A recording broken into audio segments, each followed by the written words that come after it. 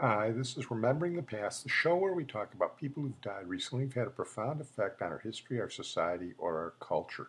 And tonight we're going to lead off with our feature, Les Rosenthal, who died recently at the age of 84. And his name may not be familiar to most of you, but he essentially was a pioneer in changing the entire landscape of the financial industry. And he did this in the mid-1970s through the company he created, Rosenthal and Company, which later became Rosenthal Collins Group, in the creation of the first interest rate futures contract, a revolutionary new financial tool, which is now a multi-trillion-dollar industry. He was a nice Jewish boy from the north side of Chicago, graduated from Von Steuben High School and then Roosevelt University with a degree in history, and he became a runner at the Chicago Board of Trade. That was the only job he could find that would fit any program that was available to him during the early days of his career. At the time, he had no prior financial knowledge, but excited by future possibilities, he didn't simply follow commands and consider it a mere job, but continually sought methods of looking to advance the entire structure of the business, constantly thinking about how to do so as a young man, taking orders from the telephone station down to the pits. He borrowed $5,000 from his father-in-law shortly after graduating from college, and finishing his compulsory Army service, he bought a membership at the Chicago Board of Trade in 1958. He was able to repay his loan very quickly, and he soon rose to a leadership position at the Board of Trade. And perhaps the most important event was in 1975 when he pushed for member approval of the launch of Ginnie Mae futures, the world's first interest rate contract created by a genius, Richard Sandor. The interest rate futures complex became the core product suite for the exchange and transformed it from an agricultural futures market into a world market for financial contracts and put Chicago at the forefront of the futures industry. From the concise Encyclopedia of Economics, here's a little bit on the history of the futures and options markets. These radical changes in the international currency system and in the way the Federal Reserve managed the U.S. money supply produced unprecedented volatility in interest rates and currency exchange rates. As market forces shook the foundation of global financial stability, businesses wrestled with heretofore unimagined challenges. Between 1980 and 85, Caterpillar, the Peoria-based maker of heavy equipment, saw exchange rates give its main Japanese competitor a 40% price advantage. Meanwhile, even the soundest business borrowers faced soaring double-digit interest rates. Investors clamored for dollars as commodity prices collapsed, taking down whole nations into insolvency and ushering in the third world debt crisis. Stymied financial managers turned to Chicago, where the traditional agricultural futures market had only recently invented techniques to cope with financial uncertainty.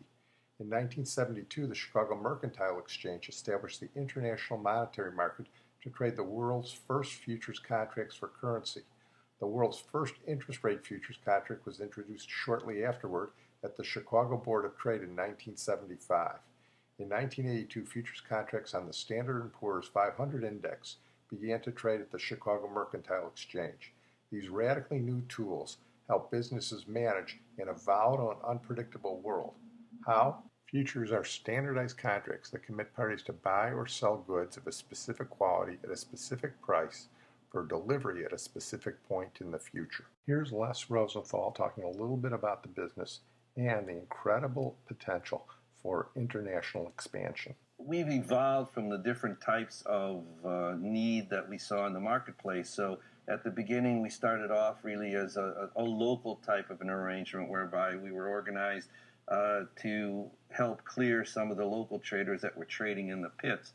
And then what happened is we expanded from that into some customer business, and we got other broker-dealer type firms to come and give us their clearing business, so we became a clearing company. And right at the moment, I would say, if you're asking me what the current version is of the Rosenthal Collins Group, we're morphing into a technology company. And the reason that we're morphing into a technology company is because that's where the business is headed.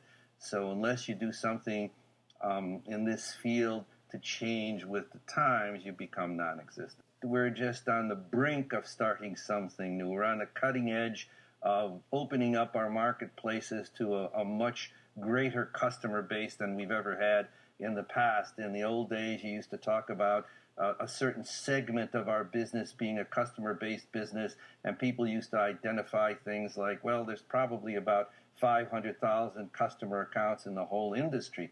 Now what you're talking about with the advent of technology is you're talking about opening up this thing not to 500,000 customer accounts, but you're talking about opening up to the prospects of maybe 50 million customer accounts, not just in the United States, where you have a lot of cross-selling that's going to be going on with people that are trading securities, but also worldwide. You've got new economies coming on. You've got China. You've got India. You've got the European community. You've got all of these things that are looking to us for all types of products. So we're going to be challenged because we're not only going to have to invent products that appeal to people, but we're going to have to find ways to execute them. So we are coming into the technology age right now, and we have to recognize that. In closing on Les Rosenthal, I want to add that besides being a financial visionary, he was also a kind and generous mentor to my podcast partner, Sid, when he was at the Board of Trade. Well, we're going to move on now to Harry Dean Stanton, who died recently at the age of 91. He was one of my favorite character actors. This guy was in everything.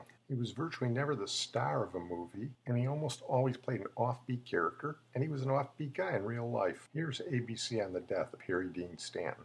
Harry Dean Stanton's career spanned more than 60 years. He died today at the age of 91, 2 weeks before the release of his latest movie. Stanton will soon be seen in Lucky, described as a spiritual journey of a 90-year-old atheist. His films include some classics, The Godfather Part 2, Cool Hand Luke, Pretty in Pink, Escape from New York, plus Private Benjamin, Wild at Heart, Alien, and The Green Mile, among many others.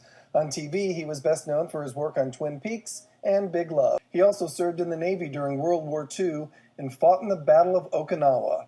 Stanton spent decades singing and playing guitar with his Harry Dean Stanton Band. Well, he was knocking around in westerns in the 50s. He played a good western character, even though he's from Kentucky. But he made his name in 1968 in Cool Hand Luke as a singing prisoner, as Paul Newman said goodbye to his mother for the last time. Just a closer walk with thee. Granted, Jesus is my plea.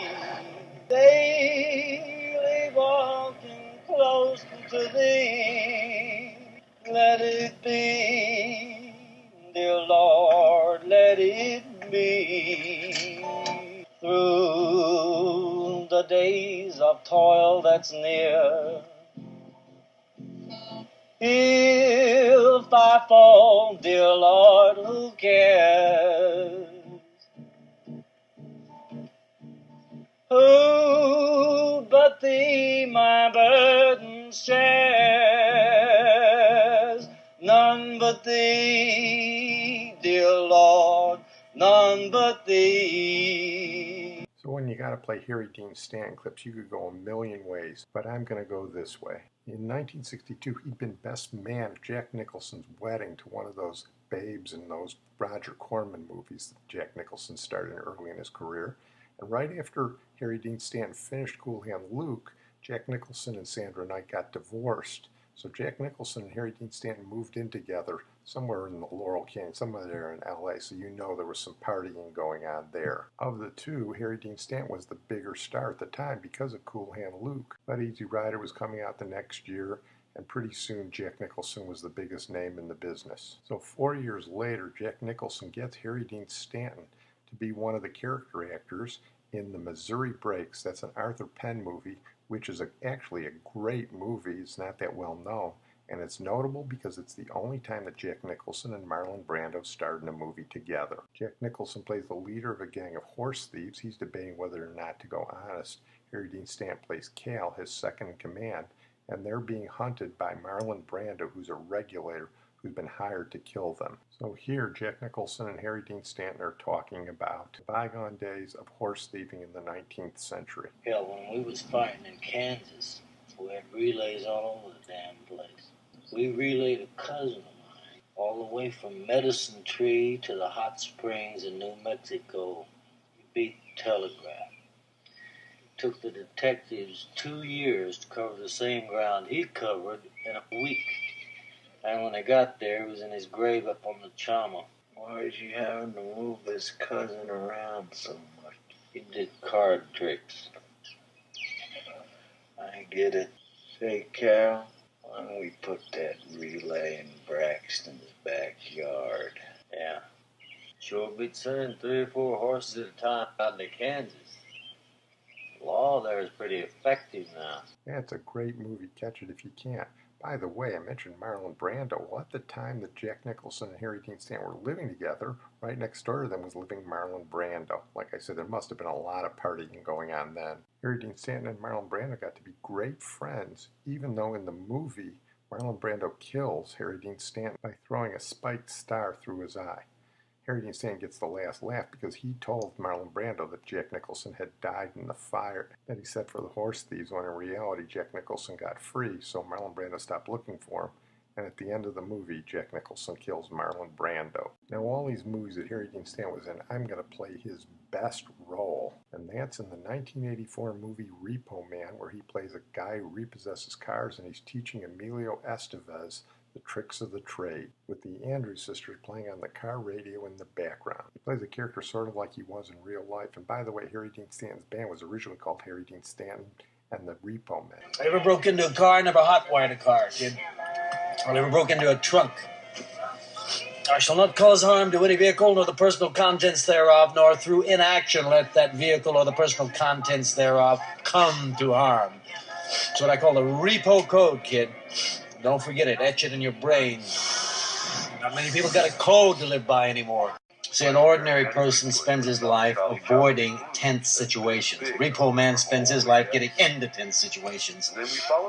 You can catch Harry Dean Stanton in Escape from New York or Paris, Texas, and he's good in those movies, but he's nothing like he is here. Repo Man is a true movie classic, and Harry Dean Stanton definitely lived by his own code. Well, I'm going to close on that note. I want to thank my producer and IT genius, Sid Tepps. We're going to close tonight with Stanislav Petrov, who died recently at the age of 77.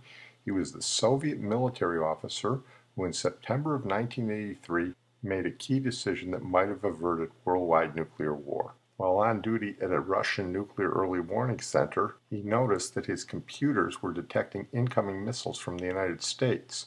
He was supposed to tell his superiors, which could have touched off any type of response, but since there were only 5 missiles detected, he would have figured that there would have been many more, and since his computers were new, he believed it to be a mistake. It took 23 minutes for him to confirm that it was a mistake, and millions of people might have died if he'd been wrong. Here's BBC News on Stanislav Petrov. Случилось неожиданно. It was completely unexpected, as such things usually are. The siren sounded very loudly, and I just sat there for a few seconds, staring at the screen with the word "launch" displayed in bold red letters. A minute later, the siren went off again. The second missile was launched, then the third, and the fourth, and the fifth. The computers changed their alerts from launch to missile strike. There were no rules about how long we were allowed to think before we reported a strike. But we knew that every second of delay took away valuable time that the Soviet Union's military and political leadership needed. And then I made my decision. I would not trust the computer. I picked up the telephone handset, spoke to my superiors, and reported that the alarm was false. But I, myself, was not sure until the very last moment. I knew perfectly well that nobody would be able to correct my mistake if I had made one. A later investigation concluded that Soviet satellites had mistakenly identified sunlight reflecting on clouds as the engines of intercontinental ballistic missiles. The story wasn't known in the Soviet Union for many years, and when it did come to light, Petrov was not recognized as a hero because it was an embarrassment to Soviet officials. But ultimately, he was given the credit that he was due, and a film was made about him by German filmmaker Karl Schumacher. To honor Lieutenant Colonel Petrov, we're going to play one of my favorite songs about the end of the world by one of my favorite country singers, Skeeter Davis. Why does the sun go on shining? Why does the sea rush to shore?